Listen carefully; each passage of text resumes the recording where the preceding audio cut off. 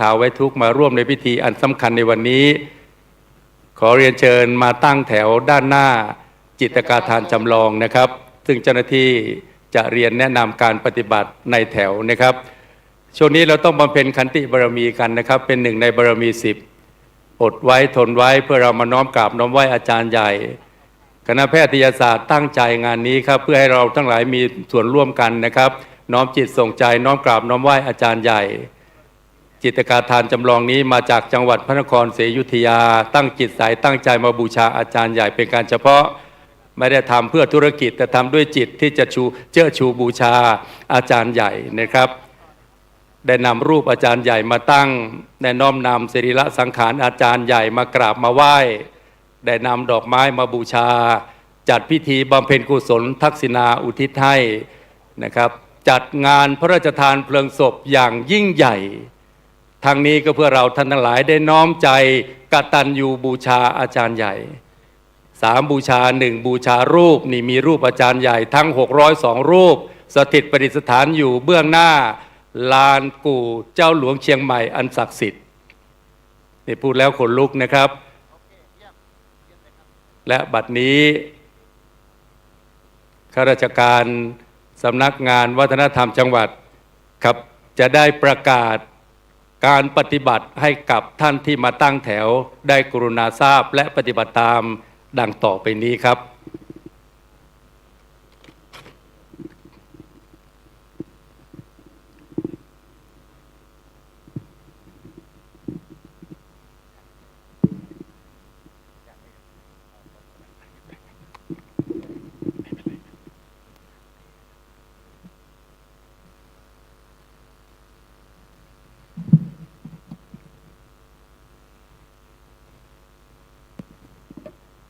กราบนมัสการพระคุณเจ้าที่เคารพทุกรูปเรียนท่านประธานในพิธีตลอดจนถึงท่านคณะผู้บริหารแล้วก็ในส่วนของคณาจารย์นักศึกษาคณะครอบครัวของอาจารย์ใหญ่ทุกท่านนะครับผม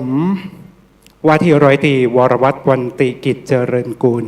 เจ้าหน้าที่ปฏิบัติงานพิธีขออนุญาตอธิบายในส่วนของขั้นตอนการประกอบพิธีพระราชทานเพลิงศพในช่วงของการเชิญกล่องเพลิงพระราชทานครับขณะที่รถนะครับรถเชิญกล่องเพลิงพระราชทานเคลื่อนนะครับมาหยุดอยู่ตรงหัวแถวท่านที่นั่งอยู่ในเต็นท์ไม่ต้องลุกยืนขึ้นเพื่อแสดงความเคารพใดๆนะครับไม่ว่าจะเป็นลุกเพื่อไหว้หรือโค้งคำนับในแถวก็เช่นกันนะครับเมื่อรถเคลื่อนมาถึงท่านไม่ต้องเคารพขอให้ท่านอยู่ในอาการสงบนิ่งนะครับขณะที่เจ้าหน้าที่เชิญกล่องเพลิงลงจากรถนะครับในแถวให้นิ่งเลยนะครับนิ่งคือไม่หันซ้ายไม่หันขวาไม่พูดคุยครับขณะที่เจ้าหน้าที่เชิญกล่องเพลิงผ่านหัวแถวคู่แรกให้ท่านหันซ้ายหันขวาหันเป็นระบบแรนดอมทั้ง2แถวซ้ายขวานะครับซึ่งแต่ก่อนการตั้งแถวถ้าแถวไม่ยาวก็คือจะให้ซ้ายหันขวาหันพร้อมกันแต่แนวปฏิบัติของวันนี้แถวที่ตั้งก็คือค่อนข้างยาวจะใช้วิธีการซ้ายหันขวาหันตามลำดับนะครับหลังจากที่เจ้าหน้าที่เชิญกล่องเพลิงพระราชทานผ่านหน้าท่านให้ท่านซ้ายหันขวาหันนะครับโดยพร้อมเพรียงกันเมื่อหันแล้วท่านไม่ต้องหันซ้ายหันขวาให้ยืนนิ่งๆนะครับสำหรับท่านที่ไม่ได้ยืนตั้งแถวนั่งอยู่ในเต็นท์หรือที่กำลังยืน ท่านไม่ต้องแสดงความเคารพใดๆทั้งสิ้นนะครับให้ท่านสงบเงียบอยู่ในอาการอันนิ่งนะครับหลังจากที่เจ้าหน้าที่เชิญกล่องเพลิงพระราชทานผ่านคู่สุดท้ายนะครับคู่สุดท้ายของแถวเจ้าหน้าที่ก็จะเชิญกล่องเพลิงไปตั้งไว้ด้านซ้ายนะครับของเมนแล้วเจ้าหน้าที่ก็จะไปยืนประจำจุดตรงหน้าหีบศพแล้วทำความเคารพซึ่งตรงนี้ผมจะให้สัญญาณท่านที่ยืนตั้งแถวทำความเคารพโดยพร้อมเพรียงกันนั่นหมายความว่าทั้งสุภาพบุรุษและสุภาพสตรีโค้งคำนับเหมือนกันสุภาพสตรีไม่ต้องถอนสายบัวนะครับ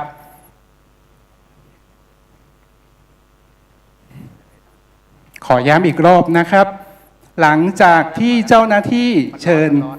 กองเพลิงนะครับเดินผ่านคู่แรกให้ทุกคนแต่ละคู่แต่ละแถวหันตามนะครับจนถึงคู่สุดท้ายแล้วเจ้าหน้าที่ก็จะเชิญกองเพลิงขึ้นตั้งข้างบนนะครับด้านซ้ายแล้วก็ยืนประจำจุดด้านหน้าหีบศพแล้วก็ทำความเคารพพร้อมกับเจ้าหน้าที่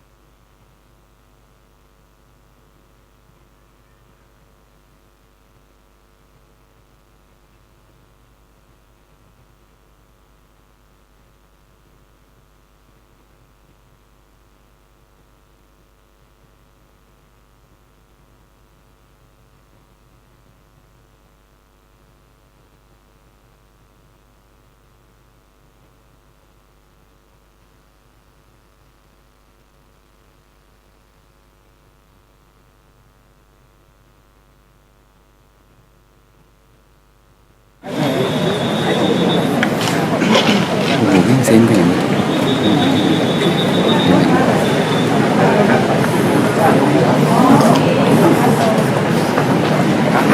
ตามนะครับตามนะครับตามเลยครับ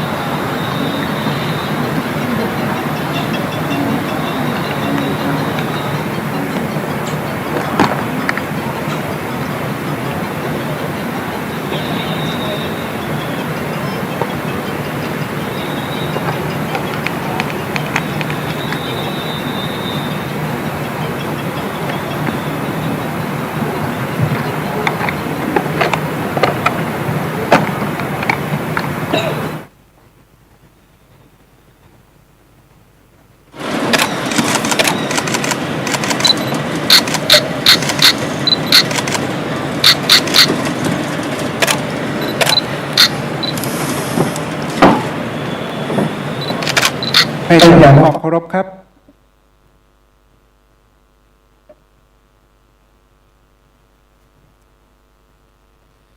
ครับเรียนเชิญทุกท่านกลับที่รับรองตามเดิมนะครับผมขอบคุณครับ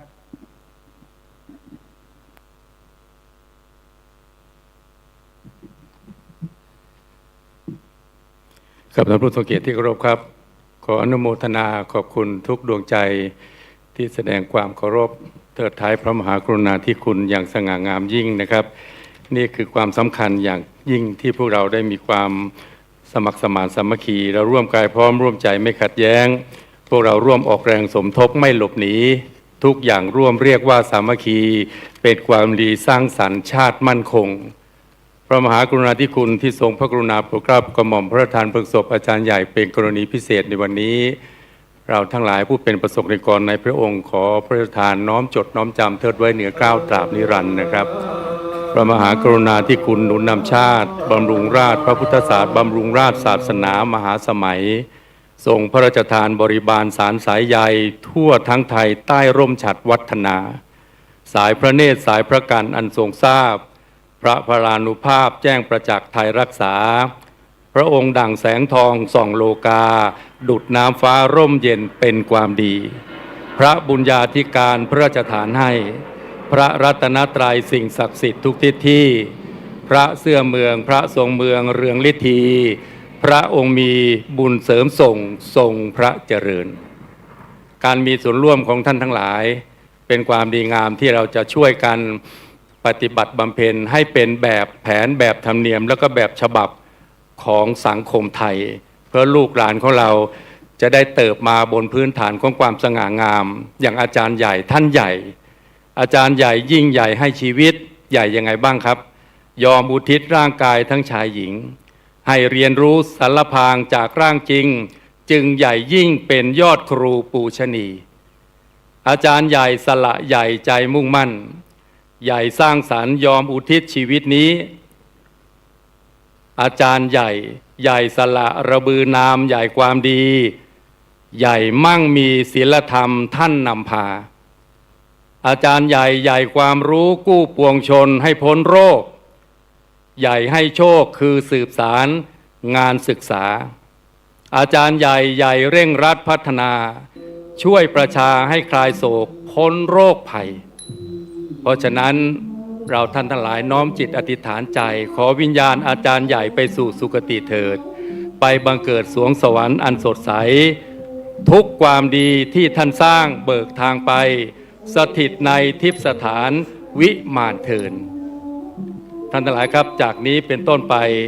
จะเข้าสู่หัวใจของการประกอบพิธีนะครับขอเรียนเชิญเจ้าหน้าที่บุคลากรที่จะกระทำพิธีตั้งแต่ประกาศนะครับประกาศหมายรับสั่งนะครับสำนักพระราชวังก็ดีนะครับประกาศสำนึกในพระมหากรุณาธิคุณก็ดีนะครับกล่าวสดุดีกตัญญูกตเวทีต่ออาจารย์ใหญ่ก็ดีนะครับและโดยที่สุดเราจะได้กล่าวกตัญญูบูชาอาจารย์ใหญ่นะครับก่อนที่จะได้เรียนเชิญท่านประธานในพิธีในวันนี้ก็คือท่านคณบดีคณะแพทยศาสตร์มหาวิทยาลัยเชียงใหม่รองศาสตราจารย์นายแพทย์นเรศ โชติรสนิรมิตรนะครับซึ่งท่านมาเป็นประธานในฝ่ายคฤหัสถ์นะครับรองประธานก็คือท่านศาสตราจารย์แพทย์หญิงอรินทยาพรหมมินทิกุลนี่ได้รับพระราชทานแต่งตั้งเป็นศาสตราจารย์ใหม่ๆสดๆร้อนๆเลยนะครับศาสตราจารย์แพทย์หญิงอรินทยาพรหมมินทิกุลนะครับสดๆร้อนๆทำงานกับอาจารย์ใหญ่นะครับก็ผมไม่ใช่เพ้อเจ้อนะครับที่อยู่ข้างขวากับผมเนี่ยครับศาสตราจารย์เชี่ยวชาญพิเศษแพทย์หญิงผาสุกมหันคานุเคราะห์ท่านเป็นประธานจัดงานพระราชทานเพลิงศพอาจารย์ใหญ่เป็นกรณีพิเศษซึ่งเมื่อก่อนนี้ก็คือท่านเป็นหัวหน้าภาควิชากายวิภาคศาสตร์คณะแพทยศาสตร์มหาวิทยาลัยเชียงใหม่นะครับท่านเป็นประธานจัดงานอาจารย์ใหญ่ทุกปีต่อมาและด้วยการที่ส่งจิตใสๆส่งใจกราบไหว้อาจารย์ใหญ่ท่านจึงได้รับพระราชทานตำแหน่งทางวิชาการเป็นศาสตราจารย์แพทย์หญิงที่อายุน้อยที่สุดในประเทศไทยเพราะทำงานสนองอาจารย์ใหญ่แล้วท่านก็ส่งต่อตำแหน่งหัวหน้าภาควิชากายวิภาคศาสตร์คณะแพทยศาสตร์มหาวิทยาลัยเชียงใหม่นะครับส่งต่อมาก็คือให้รองศาสตราจารย์อภิชาติสินทุบัวที่อยู่ข้างซ้ายผมเนี่ยครับได้ศึกษาต่อได้ทำงานต่อนี่คือหัวใจนะครับผมก็อยากจะกราบเรียนว่าในส่วนตัวกระผมพลตรีนเรศจิตลักษณ์จริงๆแล้วกล่องเสียงกับผมเนี่ยมีแผล หมอส่องกล้องลงไปแล้วจะต้องทำเลเซอร์ที่กล่องเสียงนะครับอาจารย์หมอคณบดีคณะแพทยศาสตร์อาจารย์หมอนเรนทร์รองศาสตราจารย์นายแพทย์นเรนทร์โชติรสนิรมิตรท่านกรุณานะครับสรุปก็คือว่าคณะแพทยศาสตร์สั่งซื้อเครื่องเลเซอร์มา3 ล้านบาทมีเครื่องเรียบร้อยแล้วนะครับไปส่องกล้องอีกทีหนึ่งเมื่อไม่กี่วันที่ผ่านมาน้อมจิตส่งใจกราบไหว้อาจารย์ใหญ่ส่องกล้องลงไปแล้วอาจารย์หมอถาวนัทซึ่งเป็นหมอที่เชี่ยวชาญที่สุดในเรื่องของสอนาสิกเนี่ยบอกพ่อนเรศแผลมันหายแล้วไม่ต้องทำเลเซอร์นี่พูดแล้วขนลุกนะฟ้ามีตาเทวดามีจริงสิ่งศักดิ์สิทธิ์มีจริงท่านทั้งหลายครับบัดนี้กรอบด้วยเวลาอันมงคลแล้วนะครับเราจะได้เข้าสู่พิธี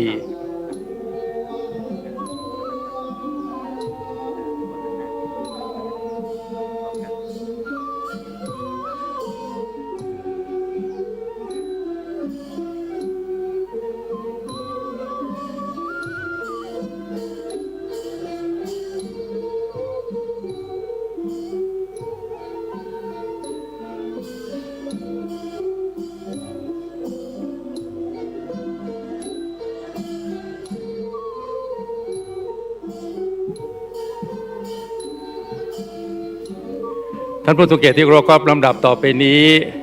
ศาสตราจารย์เชี่ยวชาญพิเศษแพทย์หญิงผาสุขมหันต์ขานุเคราะห์ในฐานะประธานจัดงานพระราชทานเพลิงศพอาจารย์ใหญ่เป็นกรณีพิเศษจะได้ประกาศหมายรับสั่งสำนักพระราชวังจากนั้นนางสาวคณิษฐาอธิราชเทวินนักศึกษาแพทย์ปี 2ในนามคณะนักศึกษาทั้งมวลจะได้ประกาศสำนึกในพระมหากรุณาธิคุณจากนั้นรองศาสตราจารย์อภิชาติสินธุบัวหัวหน้าภาควิชากายวิภาคศาสตร์คณะแพทยศาสตร์มหาวิทยาลัยเชียงใหม่จะได้กล่าวสดุดีอาจารย์ใหญ่ด้วยความเคารพนอบน้อมบูชาสุดท้ายพลตรีนเรศจิตลักษณ์พิธีกรจะได้ประกาศสดุดีอาจารย์ใหญ่เพื่อเราท่านทั้งหลายจะน้อมจิตส่งใจส่งอาจารย์ใหญ่ไปสู่สวงสวรรค์โดยพร้อมเพรียงกันและบัดนี้พร้อมแล้วเรียนเชิญทุกท่านโดยลำดับณบัดนี้ครับ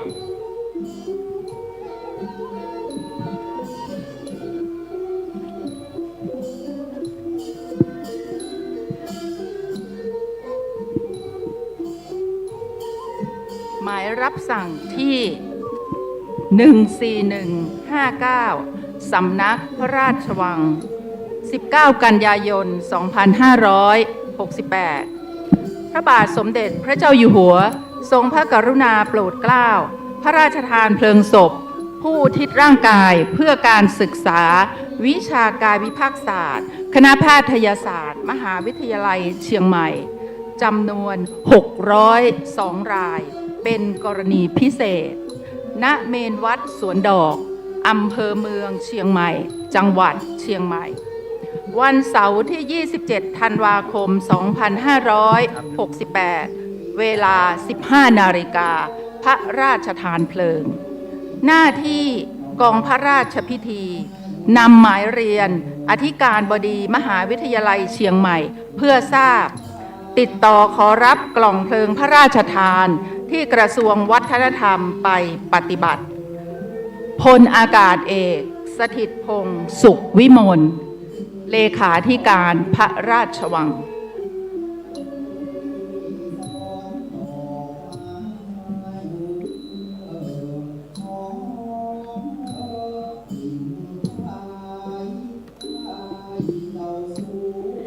พระบาทสมเด็จพระเจ้าอยู่หัวทรงพระกรุณาโปรดเกล้าโปรดกระหม่อมพระราชทานเพลิงศพท่านอาจารย์ใหญ่ผู้อุทิศร่างกายเพื่อการศึกษาประจำปี 2568 จำนวน 602 ร่าง ซึ่งนับเป็นพระมหากรุณาธิคุณล้นเกล้าล้นกระหม่อมเป็นเกียรติอันสูงสุดแก่ผู้วายชนและวงตระกูลอย่างหาที่สุดมิได้หากความทราบโดยญาณวิถีถึงดวงวิญญาณของท่านอาจารย์ใหญ่ได้ด้วยประการใดในสัมปรายภพคงจะมีความปราบปลื้มซาบซึ้งเป็นล้นพ้นในพระมหากรุณาธิคุณที่ได้รับพระราชทานเกียรติยศอันสูงยิ่ง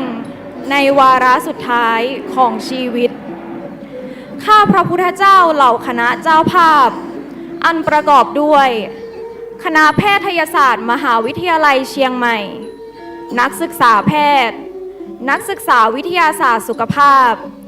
นักศึกษาบัณฑิต ตลอดจนครอบครัวของอาจารย์ใหญ่ทุกท่าน ขอพระราชทานกราบถวายบังคมแทบเบื้องพระยุคลบาท ด้วยความสำนึกในพระมหากรุณาธิคุณอย่างหาที่สุดมิได้ และจะเทิดทูนไว้เหนือเกล้าวเหนือกระหม่อม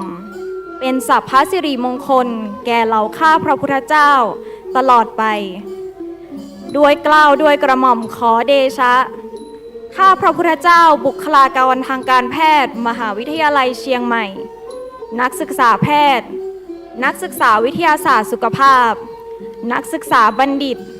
และครอบครัวอาจารย์ใหญ่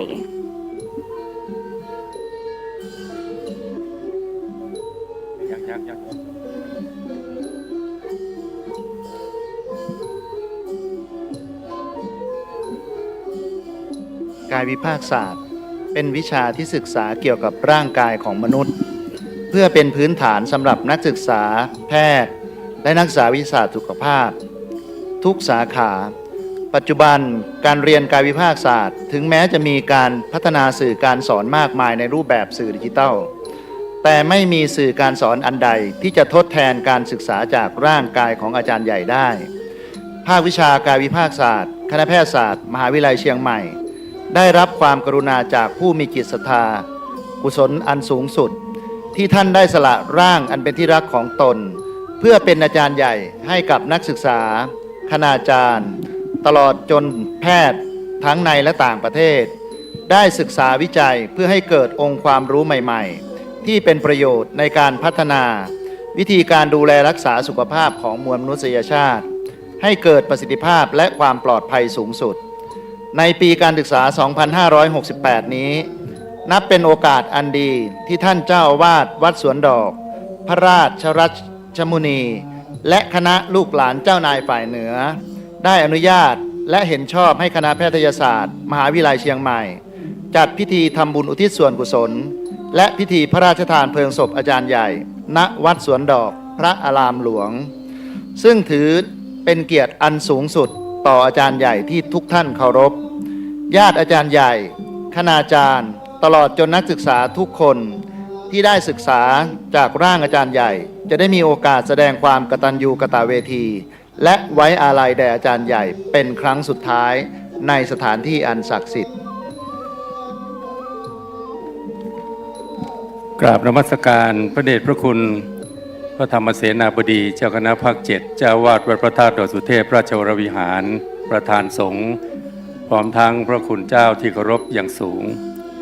เรียนท่านรองศาสตราจารย์นายแพทย์นเรศ โชติรสนิรมิตรคณบดีคณะแพทยศาสตร์มหาวิทยาลัยเชียงใหม่ซึ่งเป็นประธานฝ่ายคฤหัสถ์พร้อมทั้งคณะผู้บริหารคณะแพทยศาสตร์มหาวิทยาลัยเชียงใหม่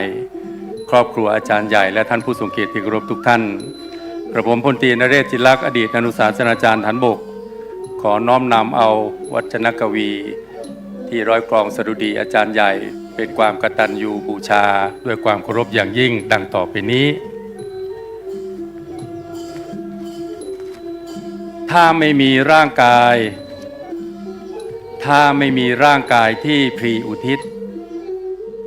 ไม่มีสิทธิ์ที่เก่งกล้าปรีชาได้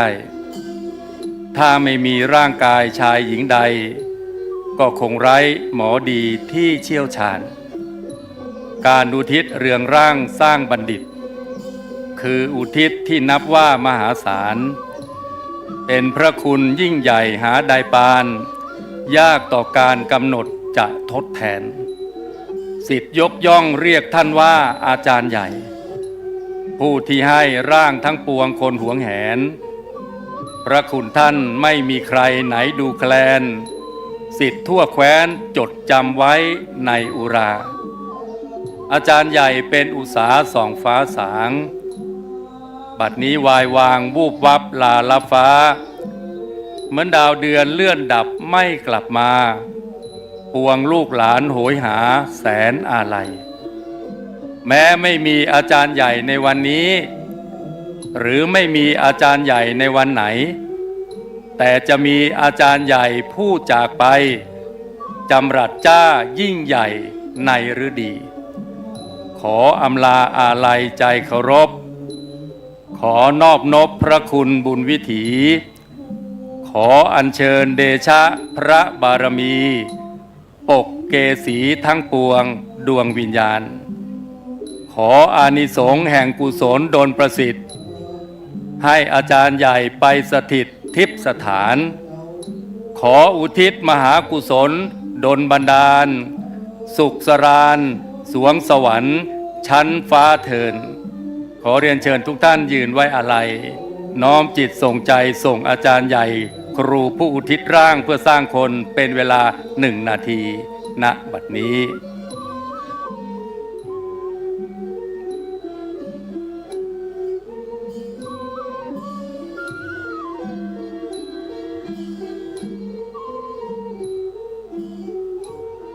ครับขอบพระคุณครับเรียนเชิญทุกท่านนั่งลงนะครับ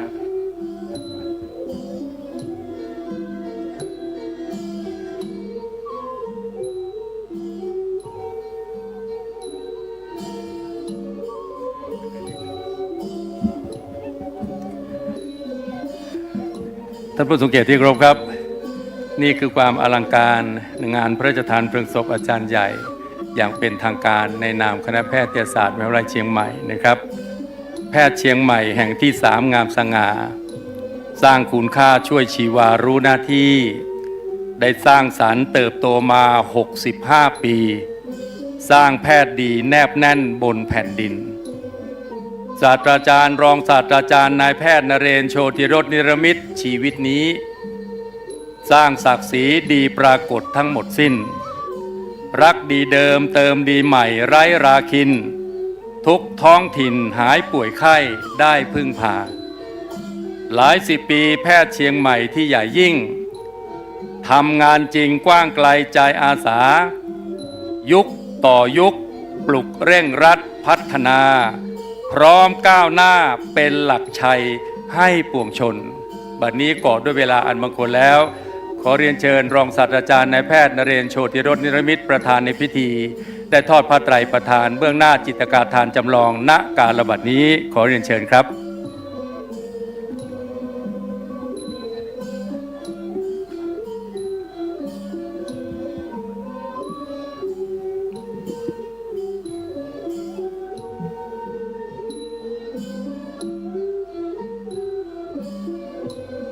กับท่านที่เคารพครับภาพบางสุกุลก็คือบุญนามความดีพร้อมบุญแวดล้อมผู้วายชนกุศลรักษาพระสงฆ์ท่านบางสุกุลบุญนำพาส่งสู่ฟ้าทิพย์สถานวิมานบุญกล่าวในนามของครอบครัวอาจารย์ใหญ่และศรัทธาสาธุชนในมณฑลพิธีนี้ขอประทานกราบพระราตนาพระเดชพระคุณหลวงพ่อพระธรรมเสนาบดีเจ้าคณะภาค 7เจ้าวาดวัดพระธาตุดอยสุเทพราชวรวิหารเป็นประธานสงฆ์ได้โปรดพิจารณาผ้าไตรประทานณกาลบัดนี้ขอกราบพระราตนาครับ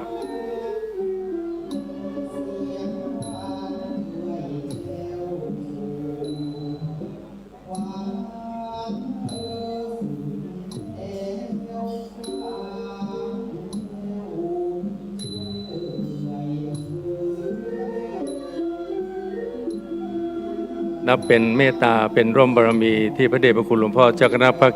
7มาเป็นประธานสงฆ์เสริมส่งดวงวิญญาณของอาจารย์ใหญ่ไปสถิตอยู่บนสวรรค์ชั้นฟ้าเบื้องหน้ากู่เจ้าหลวงเชียงใหม่อันศักดิ์สิทธิ์นี้นะครับทุกท่านประนมมือ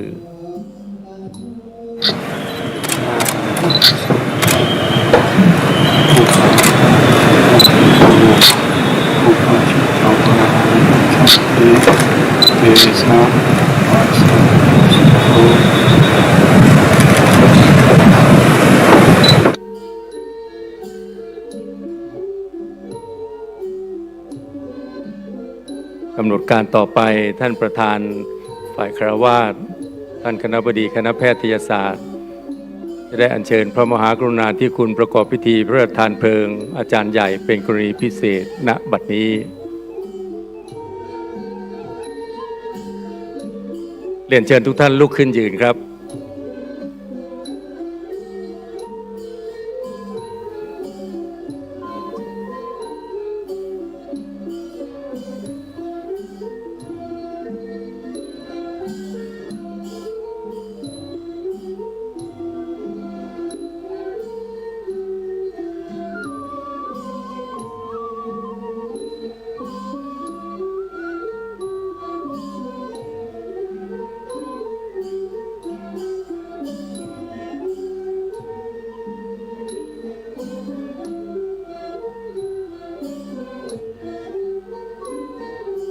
ประสงค์จตุรวรรคสวดคาถาหน้าเพลิงหลวงโดยลำดับ นะโมตัสสะภะคะวะโตอะระหะโต ครับบัดนี้ประธานในพิธีได้ประกอบพิธีพระราชทานเพลิงเป็นกรณีพิเศษเรียบร้อยแล้วนะครับเรียนเชิญทุกท่านนั่งลงนะครับ สัมพุทธัสสะนะโมตัสสะภะคะวะโต ท่านรองศาสตราจารย์นายแพทย์นเรศโชติรสเนรมิตคณบดีคณะแพทยศาสตร์ประธานฝ่ายคารวาสได้วางดอกไม้จันทร์ในส่วนของท่านคณบดีลำดับนี้พระเดชพระคุณหลวงพ่อเจ้าคณะภาค7ประธานเมตตาวางดอกไม้จันทร์ส่งอาจารย์ใหญ่ไปสถิตอยู่บนสวงสวรรค์ชั้นฟ้ากราบไหว้สารัตนาพระสงฆ์ในพิธีขึ้นวางดอกไม้จันทร์เป็นเบื้องต้นนะครับ ในนามของคณะแพทยศาสตร์ครับในนามของคณะแพทยศาสตร์มหาวิทยาลัยเชียงใหม่มวลเกล้ากราบขอบพระเดชกราบขอบพระคุณพระเดชพระคุณหลวงพ่อพระธรรมเสนาบดีประธานสงฆ์เมตตามาเสริมส่งบุญญกริยาให้พี่น้องประชาชนคนเดินทางมาได้น้อมส่งอาจารย์ใหญ่ไปสถิตอยู่บนสวรรค์ชั้นฟ้าอย่างสง่างามยิ่งนะครับครับในช่วงนี้เรียนเชิญอาจารย์เฉลิมเวชอุปถัมภ์นะครับซึ่งเป็นหนึ่งในบุคลากรทางการแพทย์ได้มากรุณาครับในส่วนของพิธีต่อไปเรียนเชิญท่านข้าราชการชุดปกติขาวนะครับเชิญผู้ใหญ่นะครับผู้ใหญ่ก่อนเป็นเบื้องต้นนะครับเรียนเชิญเจ้านายฝ่ายเหนือผู้ลูกหลานนะครับเป็นต้นนะครับในช่วงนี้จะเป็นพิธีวางดอกไม้จันทร์นะครับในนามของคณะแพทยศาสตร์มหาวิทยาลัยเชียงใหม่กราบขอบพระเดชพระคุณอาจารย์เจ้าคุณพระราชรัชมุนีเปลี่ยนธรรม9ประโยครองเจ้าคณะจังหวัดเชียงใหม่เจ้าวาดวัดสวนดอกพระอารามหลวงนะครับเมตตาอนุมัติให้ดำเนินการจัดงานพระราชทานเพลิงศพอาจารย์ใหญ่ณมณฑลพิธีลานกู่เจ้าหลวงเชียงใหม่หรือกู่เจ้านายฝ่ายเหนือจำนวน114กู่ศักดิ์สิทธิ์นี้นะครับดังที่ได้กราบเรียนแล้วกราบขอบพระคุณท่านนายกสมาคมลูกหลานเจ้านายฝ่ายเหนือเจ้ารัตนาธิปยเดชณเชียงใหม่นะครับกราบขอบพระคุณเจ้าสิทธิพงษ์ณเชียงใหม่ท่านอุปนายกและท่านรองประธานมูลนิธิกู่เจ้าหลวงเชียงใหม่นะครับกราบขอบพระคุณเจ้าทศพรณเชียงใหม่กรรมการสมาคมกราบขอบพระคุณเจ้าเยี่ยมกาวิโรเวศในฐานะวิยาวัจกรวัดสวนดอกพระอารามหลวงและกรรมการสมาคมพร้อมทั้งกรรมการมูลนิธิกู่เจ้าหลวงเชียงใหม่นะครับขอขอบพระคุณท่านผู้อำนวยการสมศักดิ์บุญรุนนะครับท่านผู้อำนวยการโรงเรียนวัดสวนดอกนะครับได้กรุณาสนับสนุนบุญญกริยาสถานที่จอดรถทั้งหมดทั้งมวลขอถวายความเคารพขออนุโมทนากับท่านรองอธิการบดีมหาวิทยาลัยเชียงใหม่นะครับขอประทานโทษขอท่านรองอธิการบดีมหาวิทยาลัยมหาจุฬาลงกรณราชวิทยาลัยวิทยาเขตเชียงใหม่นะครับก็คือท่านเจ้าคุณพระสุธีวชิรบัณฑิตนะครับซึ่งได้กรุณาเมตตาในส่วนของการหยุดการศึกษาทั้งหมดทั้งมวลนี้ครับเป็นที่มาของการประกอบพิธีมณฑลพิธีลานกู่เจ้าหลวงเชียงใหม่เบื้องหน้าดวงทิพย์พระวิญญาณอันศักดิ์สิทธิ์นะครับแห่งราชตระกูลณเชียงใหม่กู่เจ้านายฝ่ายเหนือจำนวน114กู่หรือกู่เจ้าหลวงเชียงใหม่อันศักดิ์สิทธิ์นะครับในช่วงนี้เรียนเชิญครับชุดปกติขาวไว้ทุกข์นะครับได้ขึ้นวางดอกไม้จันทร์ต่อจากคณะผู้ใหญ่มีเจ้านายฝ่ายเหนือเป็นต้นนะครับจากนี้ไปเรียนเชิญท่านอาจารย์เฉลิมเวชอุปถัมภ์นะครับกรุณาประชาสัมพันธ์ในส่วนที่เกี่ยวข้องสืบไปนะครับ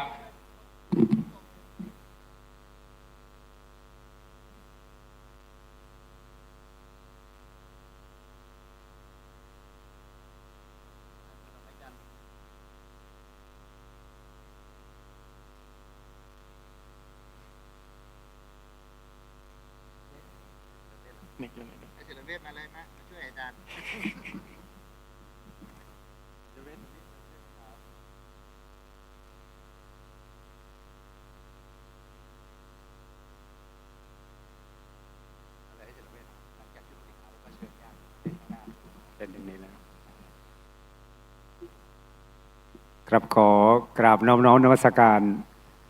พระเดชพระคุณหลวงพ่อท่านเจ้าคุณพระธรรมเสนาบดีเจ้าคณะภาค7ท่านเจ้าวาดวัดพระธาตุโดยสุเทพราชวรวิหารประธานพระสงฆ์ในพิธีกราบนอบน้อมนมัสการพระเดชพระคุณหลวงพ่อท่านเจ้าคุณพระราชรัชมุนีรองเจ้าคณะจังหวัดเชียงใหม่ท่านเจ้าวาดวัดสวนดอกพระอารามหลวงขอกราบนอบน้อมนมัสการพระเถรานุเถระทุกรูปผู้เจริญในสมณคุณผู้ยินดีในเนคขมะปฏิบัติที่เคารพยิ่งทุกรูปกระผมขอน้อมไหว้ท่านผู้มีเกียรติ ผู้มีวัยอันสูงส่ง ขอน้อมไหว้ท่านผู้มีเกียรติ ผู้มีวุฒิการศึกษาอันสูงส่ง ขอน้อมไหว้ท่านผู้มีเกียรติผู้มีวัดปฏิบัติอันงดงาม ท่านผู้มีเกียรติที่เคารพทุกท่านครับกระผมชื่อเฉลิมเวชอุปธรรมเป็นข้าราชการบำนาญจากกระทรวงการอุดมศึกษาวิทยาศาสตร์วิจัยและนวัตกรรม สังกัดคณะแพทยศาสตร์มหาวิทยาลัยเชียงใหม่ ก่อนที่ประชาสัมพันธ์ณโอกาสนี้ขอเรียนเชิญท่านผู้ทรงเกียรติที่อยู่ในเต็นท์หน้า ได้ให้เกียรติขึ้นวางดอกไม้จันทร์บนจิตรกาฐานณบัดนี้ เพื่อความเป็นระเบียบเรียบร้อยท่านผู้มีเกียรติที่เคารพทุกท่านครับความเป็นระเบียบเรียบร้อยในวันนี้ระบบและระเบียบต่างๆเกิดขึ้นเพราะคณาจารย์คณะกรรมการและท่านผู้มีเกียรติทั้งหลายที่มีส่วนเกี่ยวข้องในการจัดพิธีพระราชทานเพลิงศพในครั้งนี้กราบขอบพระคุณท่านรองศาสตราจารย์นายแพทย์นเรศ โชติรสนิรมิตรท่านคณบดีคณะแพทยศาสตร์มหาวิทยาลัยเชียงใหม่ท่านรองศาสตราจารย์แพทย์หญิงอรินทยาพรหมินทิกุลท่านผู้อำนวยการโรงพยาบาลมหาราชนครเชียงใหม่ตลอดจนถึงคณะผู้บริหารคณะแพทยศาสตร์มหาวิทยาลัยเชียงใหม่กราบขอบพระคุณท่านศาสตราจารย์เชี่ยวชาญพิเศษแพทย์หญิงผาสุกมหันขานุเคราะห์ประธานจัดงานพระราชทานเพลิงศพประจำปี 2568 กราบขอบพระคุณท่านศาสตราจารย์อภิชาติสินทุบัวท่านหัวหน้าภาควิชากายวิภาคและคณาจารย์ผู้อาวุโสคณาจารย์ประจำตลอดจนถึงบุคลากรทุกท่านทุกส่วนงานของคณะแพทยศาสตร์มหาวิทยาลัยเชียงใหม่กราบขอบพระคุณท่านผู้ทรงเกียรติทุกท่านที่ให้เกียรติต่อคณะแพทยศาสตร์มหาวิทยาลัยเชียงใหม่ที่สำคัญไปกว่านั้นสำคัญที่สุดก็คือท่านผู้มีเกียรติทุกท่านได้ให้เกียรติกับอาจารย์ใหญ่จำนวน602ร่างในวันนี้ผู้มีจิตใจอันสูงส่งอุทิศร่างให้แก่ภาควิชากายวิภาคศาสตร์คณะแพทยศาสตร์มหาวิทยาลัยเชียงใหม่เป็นสิ่งที่น่าชื่นชมอย่างยิ่งในความเด็ดเดี่ยวในความเป็นตัวตนของอาจารย์ใหญ่แต่ละท่านที่บำเพ็ญประโยชน์เพื่อโลกบำเพ็ญประโยชน์สุขเพื่อคนในสังคมเป็นหมู่มากวันนี้เราได้เห็นกำลังใจแรงบุญแรงศรัทธาของท่านผู้มีเกียรติทั้งหลายคณะญาติของอาจารย์ใหญ่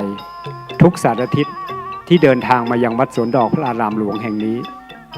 เราได้เห็นการทำงานของคณาจารย์จากภาควิชากายวิภาคศาสตร์ตลอดจนถึงบุคลากรความภาคภูมิใจความปิติที่เราทั้งหลายได้รับในวันนี้เป็นบุญอันยิ่งที่เราทั้งหลายได้พบเห็นในวันนี้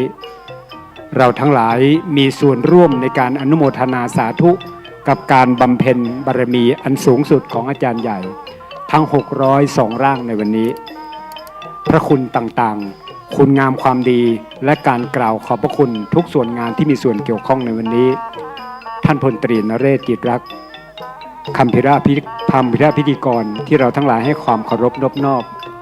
สาธยายไปเกือบหมดแล้วนะครับโรงทานต่างๆทุกสารทิศที่น้อมนำเอาอาหารมารองรับท่านผู้มีเกียรติทั้งหลายในวันนี้ส่วนพิธีกรในพิธีคณาจารย์และนักศึกษาในพิธีกรในงานวันนี้ได้นำเรียนจนหมดสิ้นกระผมเป็นส่วนหนึ่งซึ่งอนาคตผมก็คืออาจารย์ใหญ่ของคณะแพทยศาสตร์เช่นกันแต่ในวันนี้ยังไม่ถึงเวลาที่จะเป็นอาจารย์ใหญ่พระบุญยังน้อย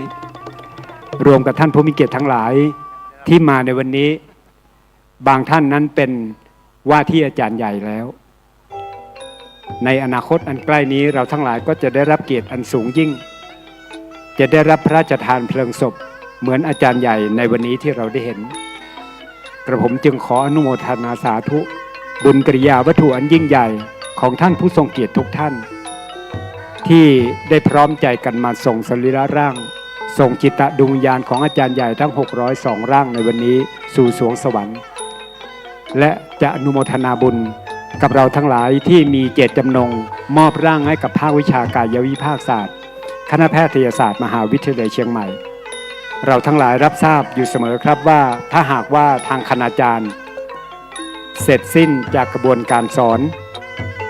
เสร็จสิ้นจากขบวนการเรียนรวมไปถึงนักศึกษาหลายๆ คณะในมหาวิทยาลัยเชียงใหม่เสร็จสิ้นการเรียนจากสรีระร่างของอาจารย์ใหญ่เป็นที่เรียบร้อยทางภาควิชากายวิภาคศาสตร์ซึ่งเป็นส่วนงานที่เป็นฐานในการประกอบพิธีในครั้งนี้ก็คือพิธีพระราชทานเพลิงศพอาจารย์ใหญ่จะมีจดหมายนำเรียนแจ้งให้กับคณะญาติของอาจารย์ใหญ่ที่ได้แจ้งความจำนงมอบร่างไว้ในวันนี้เราได้เห็นความเป็นระบบระเบียบของท่านผู้มีเกียรติทั้งหลายที่เดินทางมาทุกสารทิศเราทั้งหลายได้อนุโมทนาสาธุบุญกิริยาวัตถุอันยิ่งใหญ่และการบำเพ็ญเพียรอันสูงสุดในชีวิตมนุษย์เป็นบุญที่ไม่มีวันสิ้นสุดบุญอย่างแรกที่เราทั้งหลายจะได้เห็นก็คือชีวิตของอาจารย์ใหญ่หนึ่งร่างที่สิ้นลมหายใจนั้นจะได้สืบต่อชีวิตของคนอีกหลายหมื่นหลายแสนหลายล้านคนในโลกนี้สรีระร่างของอาจารย์นั้นเป็นหนังสือเป็นตำราเล่มใหญ่ที่มีขายในทั่วโลกและเป็นหนังสือที่มีคุณค่าที่สุดราคาแพงที่สุดที่หาประมาณไม่ได้ในโลกนี้สรีระของเรานั้นเมื่อได้สูญเสียเมื่อได้สูญเสียจากโลกนี้ไปแล้วเราจะเห็นได้ว่าส่วนใหญ่คนจะนำไปเผากันเป็นส่วนใหญ่แต่ในวันนี้เราได้เห็นความยิ่งใหญ่ของอาจารย์ใหญ่ทุกร่างที่ได้มอบร่างให้กับทางภาควิชากายวิภาคศาสตร์ซึ่งมีวัตถุประสงค์ที่ท่านทั้งหลายได้รับทราบอย่างที่พิธีกรแต่ละท่านได้นำเรียนไปเราทั้งหลายได้มาร่วมอนุโมทนาสาธุเพราะเราทั้งหลายนั้นมีส่วนในการที่จะให้อาจารย์ใหญ่มามอบร่างในครั้งนี้ถ้าหากว่าอาจารย์ใหญ่ไม่ได้รับเห็นชอบจากคณะญาติลูกหลานสรีระร่างของอาจารย์ใหญ่ก็ไม่ได้สามารถเป็นอาจารย์ใหญ่ได้ตามวัตถุประสงค์ฉะนั้นเราทุกคนนั้นมีส่วนร่วมในการบำเพ็ญบุญในครั้งนี้มีส่วนร่วมในการบำเพ็ญเพียรอันสูงสุดเราทั้งหลายได้อนุโมทนาสาธุท่านผู้มีเกียรติที่เคารพทุกท่านครับความพร้อมเพรียงและการมีส่วนร่วมของท่านผู้มีเกียรติทั้งหลายทุกคนทุกท่านเราจะเห็นได้ไม่มีความสำคัญเท่าเทียมกันพระอารามวัดสวนดอกอารามหลวงแห่งนี้ในเมตตาบารมีธรรมกรรมฐานพระเดชพระคุณหลวงพ่อท่านเจ้าคุณพระราชรัชมุนีรองเจ้าคณะจังหวัดเชียงใหม่ประเรียนธรรม9ประโยครองเจ้าคณะจังหวัดเชียงใหม่ฝ่ายการศึกษาและเป็นพระสงฆ์นักวิชาการด้านพระธรรมวินัยได้โปรดเมตตาเอื้อเฟื้ออนุเคราะห์สถานที่แห่งนี้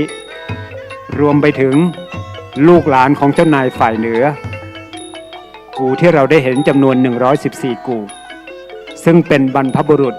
บุรพาจารย์ของคนในเชียงใหม่ลูกหลานคนเชียงใหม่ได้มีฉันทาอนุมัติให้อาจารย์ใหญ่ทั้ง602ร่างในวันนี้ใช้สถานที่แห่งนี้มาบำเพ็ญประโยชน์เราทั้งหลายจึงมีส่วนร่วมในการบำเพ็ญบุญอันยิ่งใหญ่ของจังหวัดเชียงใหม่มหาวิทยาลัยเชียงใหม่ได้รับเกียรติจากอาจารย์ใหญ่จำนวน602ร่างที่มอบร่างให้กับภาควิชากายวิภาคศาสตร์เป็นประโยชน์ต่อการศึกษาการวิจัยมหาวิทยาลัยเชียงใหม่เป็นมหาวิทยาลัยแห่งแรกในส่วนภูมิภาคจัดตั้งขึ้นตามนโยบายของรัฐและเจตนารมณ์ของภาคเหนือให้เป็นศูนย์กลางทางวิชาการวิชาชีพชั้นสูงเพื่ออำนวยประโยชน์แก่ท้องถิ่นและประเทศชาติโดยรวมเราจะเห็นได้ว่ามหาวิทยาลัยเชียงใหม่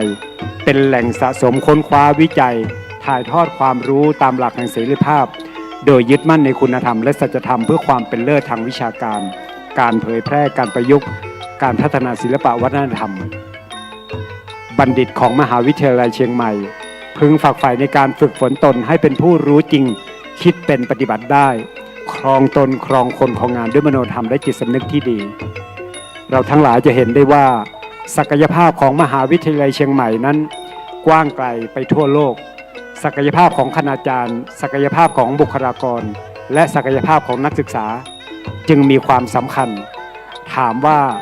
ศักยภาพเหล่านี้เกิดขึ้นมาได้อย่างไรท่านผู้มีเกียรติครับร่างทุกร่างของอาจารย์ใหญ่มีบทบาทสำคัญอย่างยิ่งต่อการพัฒนาการศึกษาเอื้อให้กับคณาจารย์ ของวงการศึกษาวิจัยตลอดจนถึงพัฒนาไปรูปแบบต่างๆเราคิดบ้างไหมครับว่าร่างกายหนึ่งร่างของคนเรานั้นมีค่ามหาศาลจริงๆเราทั้งหลายได้รับจากบรรพบุรุษพ่อแม่ถามตนเองว่าวันนี้เรายากจนถามตนเองว่าวันนี้เราไม่มีความสมบูรณ์แต่เราเคยถามตนเองบ้างไหมครับว่ามือเท้าอวัยวะต่างๆในร่างกายของเรานั้นถ้ามีคนมาขอซื้อชิ้นใดชิ้นหนึ่งบอกจำนวนเงินให้ท่านจะขายหรือไม่ทุกคนนั้นต่างพูดเป็นคำเดียวว่าจะไม่ขายเป็นเด็ดขาดฉะนั้นพระคุณของคุณพ่อคุณแม่จึงมีบุญกับท่านจึงมีพระคุณต่อท่านผู้มีเกียรติทั้งหลายแล้วสิ่งที่มีค่าในเรือนร่างของเราถ้าหากว่านำไปเผาแล้วจะไม่มีคุณค่าใดๆเลยวันนี้เราจึงเห็นความเป็นกุศลอันยิ่งใหญ่ของอาจารย์ใหญ่ที่ได้นำเอาสรีระร่างของตนเองแม้จะสิ้นลมหายใจแล้วแต่ยังสามารถที่จะปลุกลมหายใจให้กับคนที่มีชีวิตอยู่อีกหมื่นอีกแสนล้านคนในโลกนี้จึงเป็นสิ่งที่น่าเทิดทูนอย่างยิ่งท่านผู้มีเกียรติที่เคารพทุกท่านครับภาควิชากายภาคศาสตร์คณะแพทยศาสตร์มหาวิทยาลัยเชียงใหม่ซึ่งปัจจุบันนั้นนำโดยท่านรองศาสตราจารย์อภิชาติสินธุบัวท่านหัวหน้าภาควิชากายวิภาคศาสตร์ได้สืบสารเจตนารมณ์ของบุรพาจารย์ได้เทิดทูนคุณงามความดีของอาจารย์ใหญ่ที่ได้อุทิศร่างให้กับภาควิชากายวิภาคศาสตร์ทุกคนนั้นมีบทบาทบุคลากรของภาควิชากายวิภาคศาสตร์พร้อมที่จะทุ่มเทการทำงานอันมีประโยชน์ต่อสังคมในครั้งนี้ให้ท่านทั้งหลายตราตรึงอยู่ในใจเสมอครับว่าการบริจาคเป็นสิ่งที่น่าชื่นชมและการให้สรีระร่างของแต่ละอาจารย์ใหญ่นั้นเป็นสิ่งที่เราทั้งหลายจะต้องเอาเป็นแบบอย่างในอนาคตข้างหน้าจะ10 ปี20 ปีผมก็จะเป็นหนึ่งในอาจารย์ใหญ่ในนั้นและขออนุโมทนาบุญกับท่านผู้มีเกียรติทั้งหลายที่แจ้งความจำนงมอบร่างให้กับภาควิชากายวิภาคศาสตร์คณะแพทยศาสตร์มหาวิทยาลัยเชียงใหม่ทุกลมหายใจในวันนี้เราทั้งหลายได้มาพึ่งบารมี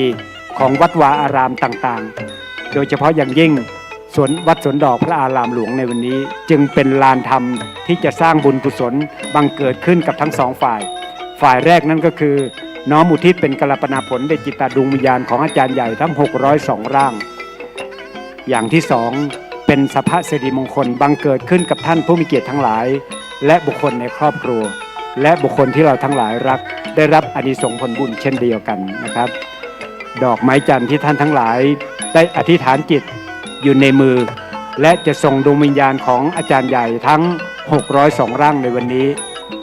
เป็นบุญบารมีกับอาจารย์ใหญ่เป็นบุญบารมีกับท่านผู้มีเกียรติทั้งหลายจิตตดวงวิญญาณของอาจารย์ใหญ่ทั้ง602ร่างท่านจะทราบด้วยญาณวิถีใดในวันนี้ท่านก็คงจะภาคภูมิใจที่ท่านผู้มีเกียรติทั้งหลายลูกศิษย์ลูกหลานและบุคคลอันเป็นที่รักของท่านได้มาสโมสรประชุมณสถานที่แห่งนี้ได้น้อมส่งจิตตดวงวิญญาณอันบริสุทธิ์ของท่านสู่สวงสวรรค์ชั้นฟ้าท่านก็คงจะมาร่วมอนุโมทนาบุญในครั้งนี้และอนุโมทนาบุญกับเราทั้งหลายในอนาคตต่อไปบุญทั้งหมดทั้งปวงที่เราทั้งหลายได้แสดงถึงความกตัญญูกตเวทีซึ่งความกตัญญูกตเวทีนั้นเป็นเครื่องหมายของคนดีเราทั้งหลายจะอยู่ในวิชาอาชีพใดก็ตาม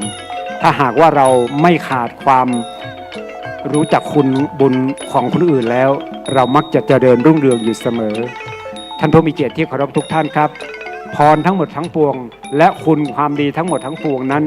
ขอให้ได้ปฏิพรสะท้อนย้อนกลับท่านผู้มีเกียรติทั้งหลายผู้ที่มาในวันนี้ใครที่ยังหนุ่มน้อยขอให้มีความสำเร็จทางด้านการศึกษาเติบโตเป็นบุคคลที่มีความสำคัญต่อสังคมเป็นเยาวชนที่ดีต่อสังคมท่านใดที่มีเจริญด้วยอายุแล้วก็ขอให้อายุนั้นเจริญยิ่งขึ้นไปและมีสุขภาพที่สมบูรณ์เจริญด้วยยถาบรรดาศักดิ์อำนาจเงินตราบารมีและที่รักบังเกิดขึ้นกับท่านผู้มีเกียรติทั้งหลายและได้อยู่เย็นเป็นสุขแคล้วคลาดจากโรคอันตรายห่างหายจากภัยพิบัติและอุปัตวทุกข์เจริญสุขสวัสดิ์แพร่พิพัฒน์ไปทั่วทุกที่สารทิศแม้จะปรารถนาอิทธาวิบูลผลใด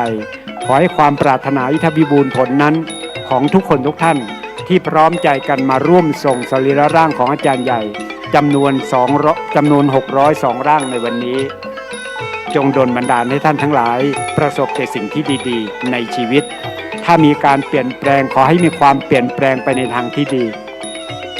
สถานที่แห่งนี้นอกจากจะเป็นศูนย์รวมใจของท่านผู้มีเกียรติทั้งหลายที่เป็นชาวพุทธในวันนี้จึงเป็นศูนย์รวมใจของท่านผู้มีเกียรติทั้งหลายผู้มีความกตัญญูกตเวทีอยู่ในใจขอให้บุญกิริยาวัตถุทั้งปวงของท่านผู้มีเกียรติทั้งหลายมีความปรารถนาอันใดก็ขอให้พลันสำเร็จตามความปรารถนาของท่านทั้งหลายนะครับณบัดนี้ใกล้เวลาที่น้องๆนักศึกษาคณะแพทยศาสตร์รวมไปถึงคณาจารย์และน้องๆนักศึกษาจากคณะอื่นๆนะครับเป็นบัณฑิตศึกษาและได้ศึกษาสรีระร่างของอาจารย์ใหญ่ในครั้งนี้จะได้มารวมกันเพื่อประกอบพิธีขอขมาเป็นวาระสุดท้ายนะครับซึ่งเราทั้งหลายได้ปฏิบัติมาตามบุรพาจารย์ตั้งแต่โบราณอาจารย์มาแล้วนะครับจึงขอได้สืบสารสืบต่อไปและขออนุโมทนาสาธุกับการทุ่มเทการทำงานของอาจารย์ใหญ่ขออภัยครับการทุ่มเทในการทำงานของอาจารย์ภาควิชากายวิภาคศาสตร์ทุกคนทุกท่านเดชะบุญที่เราทั้งหลายได้ประสบเราได้ฟังอาจารย์นเรศคุยถึง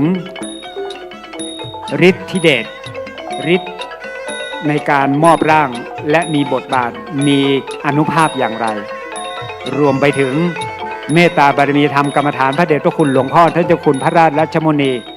ได้โปรดเมตตาแสดงพระธรรมเทศนาในครั้งนี้ผมได้นำเรียนให้กับอาจารย์อภิชาติท่านหัวหน้าภาควิชากายวิภาคศาสตร์ในอนาคตเราสามารถที่จะบันทึกเสียงของพระเดชพระคุณหลวงพ่อท่านเจ้าคุณพระราชรัชมุนีที่ท่านได้โปรดเมตตาเทศนาให้กับท่านผู้มีเกียรติทั้งหลายในวันนี้เป็นเทพอมตะไม่มีวันตายเป็นอย่างยิ่งในอนาคตซึ่งถ้าหากว่าเปลี่ยนคณะผู้บริหารท่านคณบดีเราถึงจะเปลี่ยนคำพูดได้แต่คำพูดของพระเดชพระคุณหลวงพ่อท่านเจ้าคุณนั้นเทศนาในวันนี้คนฟังแม้นจะดวงวิญญาณของอาจารย์ใหญ่ได้รับทราบท่านก็คงจะภาคภูมิใจและอนุโมทนาบุญรวมไปถึงขวัญและกำลังใจที่ท่านผู้มีเกียรติทั้งหลายมอบร่างให้กับภาควิชากายวิภาคศาสตร์ในอนาคตไม่ท้อถอยยังยืนยันว่าการมอบร่างการอุทิศร่างกายให้กับภาควิชากายวิภาคศาสตร์นั้นเป็นบุญอันยิ่งใหญ่คณาจารย์บุรพาจารย์ผู้มีความรู้ทางด้านสรรพศาสตร์ต่างๆในโลกนี้ยืนยันครับว่าการได้มอบร่างให้กับภาควิชากายวิภาคศาสตร์บางคนมีความเชื่อว่าในอนาคตเกรงว่าอวัยวะบางส่วนของแต่ละคนนั้นไม่สมประกอบเพราะว่าตอนที่เราเสียชีวิตนั้นมีแพทย์และนักศึกษาแพทย์ได้แล่เอาชิ้นส่วนบางชิ้นส่วนในร่างกายของเราได้ขาดหายไปอันที่จริงแล้วในเชิงของพระพุทธศาสนาได้สอนให้พวกเราทั้งหลายว่าการที่เราทั้งหลายได้ให้สิ่งใดอันเกิดประโยชน์สิ่งนั้นก็จะบังเกิดขึ้นกับเราอยู่เสมอทั้งเราและคนอื่นเราทั้งหลายที่เกิดมาในโลกนี้วันใดที่เราทั้งหลายได้บำเพ็ญประโยชน์เพื่อสังคมถือว่าเราทั้งหลายเกิดมาเป็นมนุษย์ที่สมบูรณ์แบบวันใดที่เราทั้งหลายได้สร้างความสุขได้ให้ความสุขให้กับคนในโลกนี้ก็เหมือนกับว่าในวันนี้เราทั้งหลายได้เป็นมนุษย์ที่สมบูรณ์สำหรับนักศึกษาที่จะเตรียมประกอบพิธีขอขมาสรีระร่างของอาจารย์ใหญ่บัดนี้ใกล้เวลาที่จะสิ้นสุดแล้วนะครับหลังจากท่านผู้มีเกียรติทุกท่านเดินทางมาทุกสารทิศเพื่อวางดอกไม้จันทร์น้อมส่งสรีระร่างของผู้วายชนอาจารย์ใหญ่ทั้ง602ร่างในวันนี้จะได้จากลากลับบ้านไปสำหรับหนังสือที่ทางภาควิชากายวิภาคศาสตร์คณะแพทยศาสตร์มหาวิทยาลัยเชียงใหม่หนังสือสาธุการชื่อว่าศรัทธาประภัสสรส่องล่าสู่สวรรค์ท่านยังไม่ได้รับหนังสือเล่มนี้ในวันนี้ในอนาคตอันใกล้นี้ทางภาควิชากายวิภาคศาสตร์คณะแพทยศาสตร์มหาวิทยาลัยเชียงใหม่จะได้จัดส่งหนังสือศรัทธาประภัสสรส่องล่าฟ้าสู่สวรรค์ไปยังที่บ้านของท่านตามที่อยู่ที่ระบุไว้นะครับขอได้โปรดรับทราบทางภาควิชากายวิภาคศาสตร์คณะแพทยศาสตร์มหาวิทยาลัยเชียงใหม่ จะได้จัดส่งหนังสือสาธุการศรัทธาประพัฒสอนส่องล่าสู่สวรรค์ซึ่งมีรายนามมงคลนามของอาจารย์ใหญ่ทั้ง602ร่างไปยังที่อยู่ตามที่บ้านของท่านนะครับได้กรุณารอรับกับณบัดนี้ครับขอได้รับความพร้อมเพรียงจากน้องๆนักศึกษาคณาจารย์ได้มาเข้าแถวหน้าจิตรกาทานจำลองในวันนี้เพื่อประกอบพิธีขอขมาในโอกาสต่อไปนะครับเราจะเห็นได้ว่าน้องๆนักศึกษาคณะแพทยศาสตร์คณะทันตแพทยศาสตร์คณะเภสัชศาสตร์คณะพยาบาลศาสตร์คณะศึกษาศาสตร์ที่ได้ศึกษาสรีระร่างของอาจารย์ใหญ่ในมหาวิทยาลัยเชียงใหม่รวมไปถึงคณาจารย์ที่ได้นำเอาสรีระร่างของอาจารย์ใหญ่เป็นส่วนหนึ่งในการศึกษาในการเรียนรู้ในการสอนในครั้งนี้ตระหนักถึงพระคุณอันสำคัญยิ่งของอาจารย์ใหญ่ทุกร่างก็จะมาประกอบพิธีในครั้งนี้และเราจะเห็นได้ว่าแพทย์ที่มีความเก่งกาจที่มีศักยภาพในการรักษาชีวิตรักษาคนไข้ในโรงพยาบาลต่างๆทั่วโลกทั่วประเทศเราจะเห็นได้ว่าทุกคนนั้นล้วนแต่ได้ศึกษาสรีระร่างได้เรียนรู้จากร่างของอาจารย์ใหญ่ไปทั้งสิ้นอย่างที่กระผมได้นำเรียนไปครับตำราเล่มนี้ไม่มีขายที่ไหนในโลกและประเมินค่าไม่ได้ขอกราบอนุโมทนาสาธุบุญกิริยาวัตถุอันยิ่งใหญ่ของอาจารย์ใหญ่ทั้ง602ร่างในวันนี้ด้วยศิริเกล้าของแต่ละคนในวันนี้เป็นอย่างยิ่ง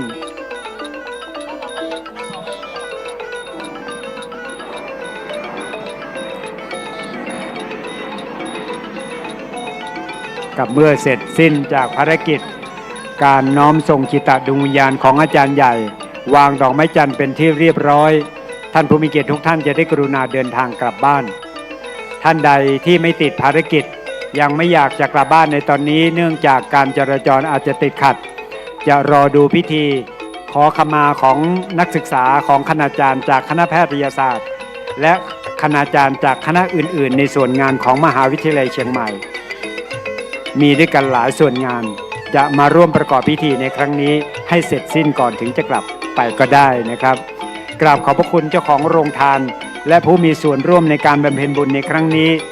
สถานที่อันสง่างามที่เราทั้งหลายได้เห็นในวันนี้เราจะเห็นได้ว่าเป็นความพร้อมเพรียงเป็นการเสียสละของท่านผู้มีเกียรติทั้งหลายทุกสารทิศจริงๆตั้งแต่ภายในวัดวาอารามต่างๆกับณบัดนี้ท่านผู้มีเกียรติท่านใดนะครับที่มีความประสงค์อยากจะขอขมาสรีระร่างของอาจารย์ใหญ่ที่เราทั้งหลายยังคาใจว่าขณะที่ท่านยังมีชีวิตอยู่นั้นเราทั้งหลายได้ล่วงเกินท่านด้วยตั้งใจก็ดีไม่ตั้งใจก็ดีบัดนี้เป็นวาระสุดท้ายที่เราทั้งหลายจะได้มาประกอบพิธีรวมกับน้องๆนักศึกษาคณะแพทยศาสตร์คณะเภสัชศาสตร์คณะเทคนิคการแพทย์คณะทันตแพทยศาสตร์คณะพยาบาลศาสตร์คณะศึกษาศาสตร์และนักศึกษาคณะต่างๆที่มีส่วนเกี่ยวข้องในการเรียนรู้สรีระร่างของอาจารย์ใหญ่เราสามารถปฏิบัติพร้อมกันได้พร้อมหรือยังจะได้กล่าวยังมาอยู่ยังเดินมาอยู่บอกเพื่อนเร็วๆเร็วเพื่อนร้อนแล้ว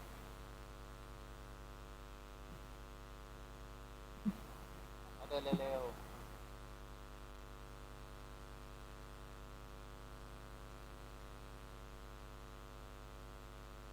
กับการได้ขอขมานั้นเราทั้งหลายประจักษ์อยู่กับตนเองเสมอครับว่าสิ่งใดก็ตามที่มีพระคุณต่อเราและบุคคลใดก็ตามที่มีพระคุณต่อเราในชีวิตไม่ว่าจะเป็นบุรพาจารย์ทั้งพ่อแม่บรรพบุรุษผู้มีพระคุณของเราทั้งหลายการที่เราทั้งหลายได้พนมมือแสดงถึงความเคารพนอบน้อมได้เปล่งวาจาแสดงถึงสัจจะอันมาจากใจของเราจริงๆได้ขอขมาในวันนี้ถึงแม้ว่าจะโกรธกันมา10 ชาติจะโกรธกันมาแต่ชาติไหนก็ตามวันนี้ด้วยจิตใจอันใสสะอาดของเราทั้งหลายมือที่แสดงถึงความเคารพนอบน้อมวาจาที่บ่งบอกถึงความจริงใจของน้องๆนักศึกษาตลอดจนถึงคณาจารย์และท่านผู้มีเกียรติทั้งหลายจะกระทำในวันนี้จักเป็นมงคลอย่างยิ่งกับท่านผู้มีเกียรติ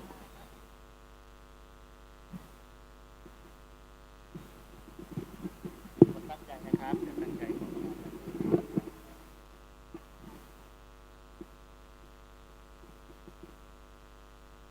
นะโมตัสสะภะคะวะโตอะระหะโตสัมมาสัมพุทธัสสะนะโมตัสสะภะคะวะโตอะระหะโตสัมมาสัมพุทธัสสะนะโมตัสสะภะคะวะโตอะระหะโตสัมมาสัมพุทธัสสะกายกัมมังวจีกัมมังมโนกัมมังสันจิจะโตสังอสันจิจะโทสังสัพพังโทสังขมันตุโนกายกัมมังวจีกัมมังมโนกัมมังสันจิจะโตสัง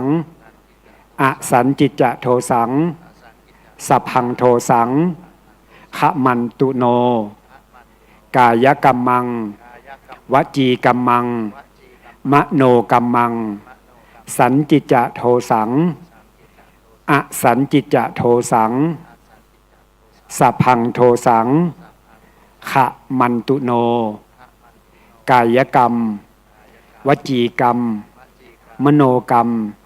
ที่ข้าพเจ้าทั้งหลายได้ล่วงเกินต่ออาจารย์ใหญ่ทั้งต่อหน้าและรับหลังตั้งใจก็ดีไม่ตั้งใจก็ดีขออย่าได้เป็นบาปอย่าได้เป็นกรรมต่อข้าพเจ้าทั้งหลายขอให้การศึกษาสรีระร่างของอาจารย์ใหญ่ทั้ง602ร่างของข้าพเจ้าทั้งหลายจงบังเกิดความสำเร็จแก่ข้าพเจ้าทั้งหลายตั้งแต่บัดนี้เป็นต้นไปและขอน้อมนำเอาองค์ความรู้จากการเรียนรู้สรีระร่างของอาจารย์ใหญ่ในวันนี้และอนาคตอันใกล้นี้เป็นประโยชน์ต่อสังคมโลกขอให้ข้าพเจ้าทั้งหลายประสบผลสำเร็จในการศึกษาประสบผลสำเร็จในอาชีพชีวิตประจำวันของข้าพเจ้าตั้งแต่บัดนี้เป็นต้นไปด้วยเทินกับบัดนี้คณาจารย์และนักศึกษาจะได้กรุณายืนสงบนิ่งเพื่อแสดงถึงความไว้อาลัยน้อมส่งจิตดวงวิญญาณของอาจารย์ใหญ่ทั้ง602ร่างในวันนี้สู่สวงสวรรค์ชั้นฟ้าบุญทั้งปวงที่อาจารย์ใหญ่ได้บำเพ็ญเพื่อสังคมบุญทั้งปวงที่อาจารย์ใหญ่ได้มีบุญกุศลอันแรงกล้ามอบร่างให้กับภาควิชากายวิภาคศาสตร์ขอให้ได้น้อมส่งจิตดวงวิญญาณของอาจารย์ใหญ่ทั้ง602ร่างสู่สวรรค์สุขสงบในสัมปรายภพ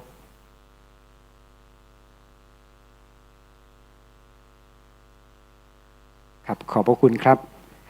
เสร็จแล้วคณาจารย์และน้องๆนักศึกษาที่ได้ประกอบพิธีจบสิ้นลงเป็นที่เรียบร้อยจะได้น้อมนำดอกไม้จันทร์ที่อยู่ในมืออธิษฐานจิตวางบนพานที่ได้จัดเตรียมไว้หน้าจิตกทานจำลองโดยพร้อมเพรียงกันณบัดนี้ครับเมื่อได้อธิษฐานจิตวางดอกไม้จันทร์บนพานเป็นที่เรียบร้อยคณาจารย์และนักศึกษาจะได้พักผ่อนตามอัธยาศัยนะครับขอบพระคุณทุกส่วนร่วมขอบพระคุณในการตั้งใจประกอบพิธีในครั้งนี้เป็นพิธีอันศักดิ์สิทธิ์เราทั้งหลายทำด้วยใจสิ่งทั้งหมดทั้งปวงนั้นย่อมจะบังเกิดสิ่งที่ดีๆกับเราทั้งหลายตั้งแต่บัดนี้เป็นต้นไป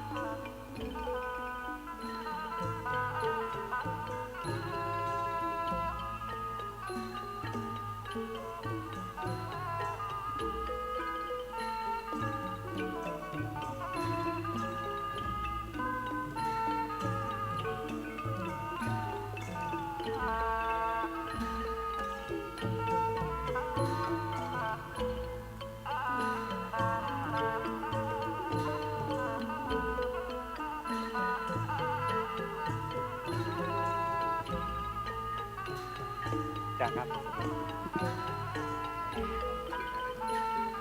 ขณะนี้นะคะก็มาถึงช่วงเวลาสุดท้ายของพิธีพระราชทานเพลิงศพอาจารย์ใหญ่ประจำปี 2568 แล้วนะคะ ดิฉันในนามของตัวแทนของภาควิชากายวิภาคศาสตร์นะคะคณะแพทยศาสตร์มหาวิทยาลัยเชียงใหม่ ตัวแทนของน้องๆนักศึกษาไม่ว่าจะเป็นนักศึกษาคณะแพทยศาสตร์นักศึกษาคณะทันตแพทยศาสตร์นักศึกษาคณะเภสัชศาสตร์นักศึกษาคณะเทคนิคการแพทย์กายภาพบำบัดกิจกรรมบำบัดนักศึกษาคณะพยาบาลศาสตร์ตลอดจนนักศึกษาคณะศึกษาศาสตร์นักศึกษาบัณฑิตแล้วก็ตัวแทนของทุกๆคนที่ร่วมเป็นเจ้าภาพในพิธีพระราชทานเพลิงศพในวันนี้ขอกราบขอบพระคุณแขกผู้มีเกียรติญาติอาจารย์ใหญ่ทุกท่านที่ได้โปรดให้ความกรุณามาร่วมพิธีทำบุญอุทิศส่วนกุศลแด่ร่างอาจารย์ใหญ่และพิธีพระราชทานเพลิงศพอาจารย์ใหญ่ในวันนี้นะคะในตัวแทนของฝ่ายดำเนินการของภาควิชาขอขอบคุณตัวแทนน้องนักศึกษาเจ้าหน้าที่ทุกๆคนนะคะที่มาช่วยเหลืองานพิธีพระราชทานเพลิงศพในวันนี้ให้ผ่านพ้นไปได้ด้วยดีนะคะขอบคุณทุกคนที่ตื่นเช้าขอบคุณทุกคนที่ทนแดดอดทนร่วมงานกันมาเป็นระยะเวลาที่เราเตรียมงานมาตลอดสัปดาห์นี้จนกระทั่งเวลานี้ซึ่งเป็นช่วงเวลาสุดท้ายค่ะขอขอบพระคุณทุกท่านนะคะที่ได้โปรดให้สละเวลาของท่านมาร่วมพิธีพระราชทานเพลิงศพในวันนี้นะคะหากท่านจะเดินทางกลับนะคะไปยังรถของท่านขอความกรุณาท่านค่อยๆทยอยขึ้นรถวนนะคะเพื่อนำส่งท่านไปยังลานจอดรถนะคะแล้วก็ขอให้ทุกท่านเดินทางกลับที่พักโดยสวัสดิภาพค่ะหากมีข้อแนะนำข้อคอมเมนต์ใดๆขอหรือว่าข้อผิดพลาดใดๆที่เกิดขึ้นในพิธีพระราชทานเพลิงศพในวันนี้และพิธีทำบุญอุทิศส่วนกุศลนะคะขอความกรุณาท่านสามารถส่งข้อเสนอแนะของท่านถึงเราผ่านช่องทาง QR Code ได้นะคะทุกข้อเสนอแนะของท่านพวกเราจะนำไปปรับปรุงพิธีทำบุญอุทิศส่วนกุศลและพิธีพระราชทานเพลิงศพที่เราจะจัดขึ้นในปีถัดๆไปค่ะในวันนี้ขอเป็นตัวแทนของคณาจารย์และนักศึกษาผู้จัดงานนะคะขอกราบขอบพระคุณแขกผู้มีเกียรติทุกท่านเป็นอย่างสูงค่ะขอบพระคุณค่ะสวัสดีค่ะ